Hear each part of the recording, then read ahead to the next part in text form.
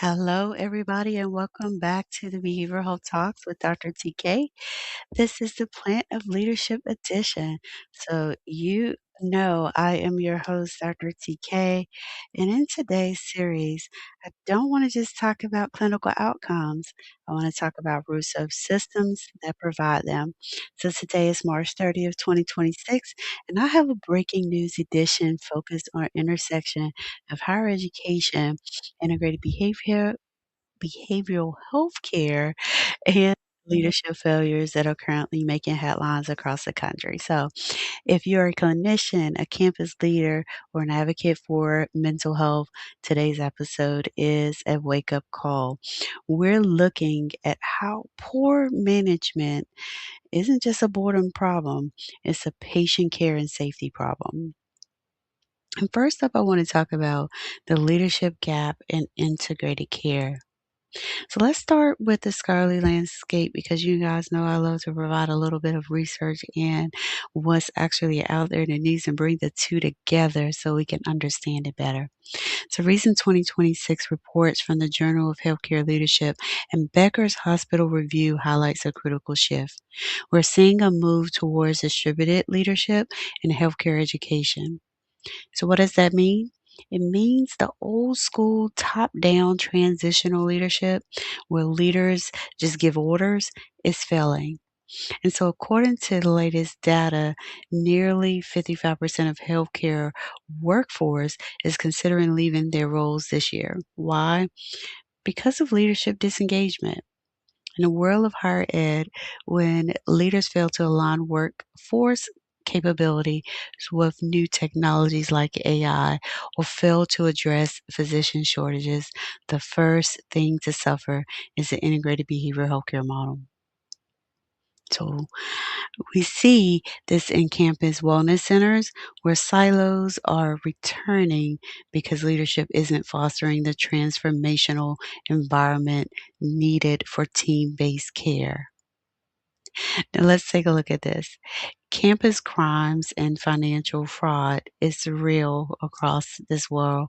As a matter of fact, if we looked at how our country was even built, in regards to the new advancements and things that we have, it can be seen as scamming or fraud.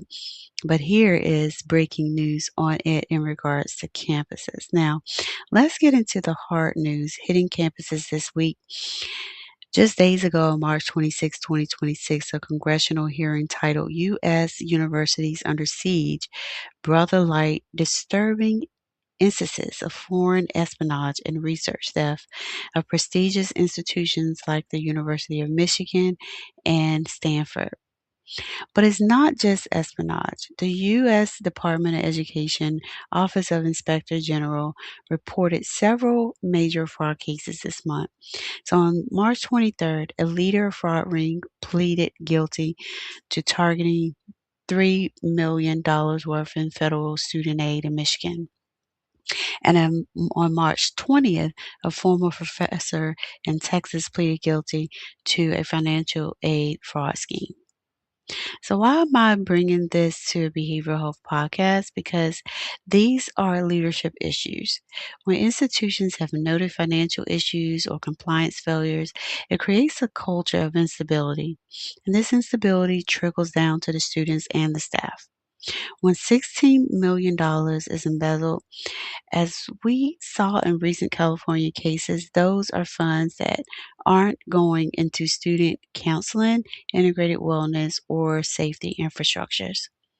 Now, why I talk about this? Mostly because when you've been targeted, like I have over the last years, you realize that if you could be targeted for doing nothing and not even receiving no federal funding nor state funding from any organization, how is it that so many larger organizations that is doing these exact things you're being accused of just gets ignored, right? And the thing sometimes is what they're actually doing, like, is they showing results in what they are actually getting the money for? And most of the time, they are not. and they're still constantly giving money. Whereas in organizations like myself that don't get any funding, we're highlighted because we're seen to be suspicious because we're not playing the game. But you learn that playing the game opens doors for people to create narratives that isn't really true, but they are believable. And they become so believable through stories like this that sometimes you lose your career and your life to these narratives. So, as business owners in this field, or any field, it is important to be aware of these type things. And there are people out there that can definitely switch the narrative to make it look so. So you have to definitely understand what is going on around you and how to protect yourself. And that's what drawn me to doing this actual breaking news with you guys today. And let's talk about this next part, relevance to your business. So for those of you in my community, this is where the plan of leadership comes in. You cannot grow a healthy clinical practice or a healthy campus culture in toxic soil. So if leadership doesn't prioritize transparency and the human AI integration as highlighted in the 2026 Workforce Challenges Report, you end up with burnout. And let's talk about this briefly. In business, we have to grow, and in growing, we take on the things that are being implemented in society. It's just like if Apple comes out with a new device, you're going to go and buy it, get the upgrade because yours is going to stop functioning, right? So we learned that these new things are being created because it's to make us better and make the process better and make our access better. And so using AI should be seen as the same thing as a tool. It should be used to make us better. Just like coaches and consultants are brought in to make the process identify and assess things and make it better. We are drawn to just constantly identify the negatives of things instead of identifying what its usefulness is. And because everything comes with negatives, human beings come with negatives, individuals come with negatives, processes come with negatives, systems come with negatives. Everything comes with negatives if we want to create those. So, what we want to do is focus on where it can be useful and how it can be useful. Many say, well, we don't know who this particular person is. I don't trust them. Well, guess what? You didn't trust AI. You didn't trust the CEO or organizational leadership that you went and worked for, but you went and you did it, correct? And you also went and purchased these things that you didn't know about. And opportunity is a great thing. And sometimes having different coaches and different consultants allows you access to different mindsets, different ideas, different approaches. And that's what really leads to innovation and success. So in my business, I focus on the mindset of a leader. And it's not just around the behavioral health aspect, it's about the workflows too. So if you are leading a behavioral health team, your governance or workflow redesign, are just as important as your clinical skills. And we do not look at things like Lean Six Sigma to improve our process, plan, do study acts to improve things, or don't even care about how we gather and capture the data of what we're getting, the information we're getting from the patient population you're working with. That information is important. You can utilize it to tailor different programs to the actual populations you're working with. We are engineered to continue to use the same processes and not create our own. And most of the time, I get it. I have been creating ideas now for several years, and I've noticed that those ideas are taken and stolen and utilized by others before they will come to me and ask me to help with whatever the process is. Now, I tailor things to the organization. That means you get something that is specific to you, not something I'm utilizing as some bland, straight, narrow approach that's already been out there that we're just systematically keeping flowing. No, I'm taking the knowledge from scholarly peer review information and I'm bringing those things in, identifying gaps as well as processes that you can actually utilize to help improve. So we're seeing that the early intervention in mental health is working. Depression rates among students have dropped in their third year, but only where leadership is proactive and the culture is destigmatizing. And I am here in North Carolina, and Fayetteville State University stands out to me.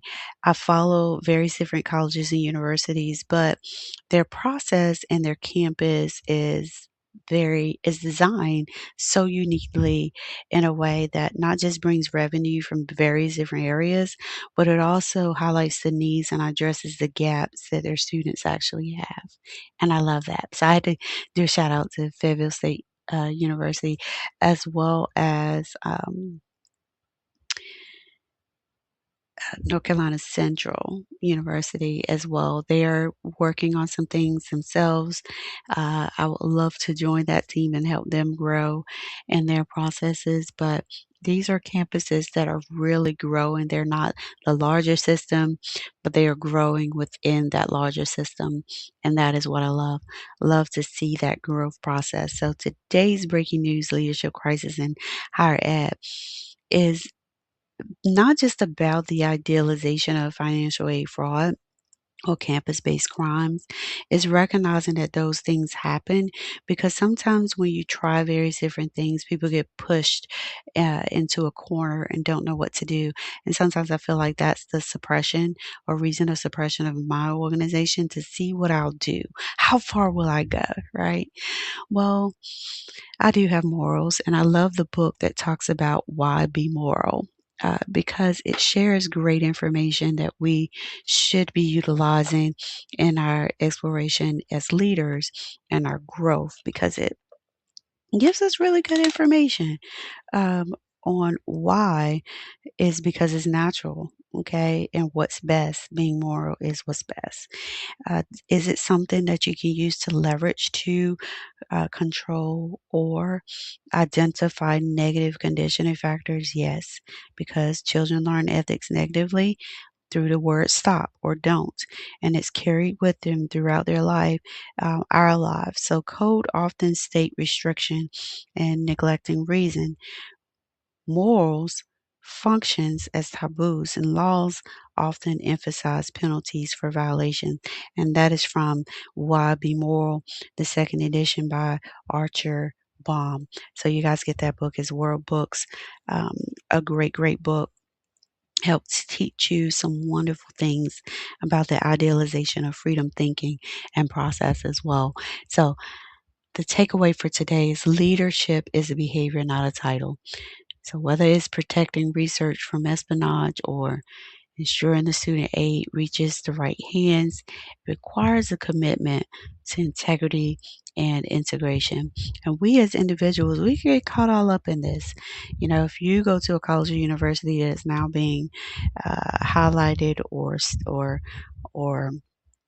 uh, actually caught up in some type of scandal of some sort, you're part of it too if you went to that particular college or university or institution or whatever. When you think about that, sometimes we don't know why things are happening in our lives, but it's not directly to us. It may be towards something like that. So thank you for tuning in into this breaking news update on Behavioral Health Talks with Dr. TK. And I have a lot more coming up over the next couple of weeks on how to cultivate your own leadership plan. So, more information and resources I have on demand, things that are on my website, as well as leadership development. You can reach out to me for coaching and consulting, or go ahead and join one of my forums or groups or actual discussion boards. And I will have groups that are coming out, so you guys definitely sign up for those where you can get to share and explore with your actual experiences and we can talk about and process those. But go ahead and visit me at Virtually Renowned Consulting Access LLC. If you type that into your search engine, my website, www.virtuallyrenownedconsultingaccessllc.org will pop up. And you'll have access to all of the latest podcasts and articles that have been written, as well as courses, on demand tools and kits that you can utilize to help you today. So until next time, you guys be great. And it's lovely sharing this information.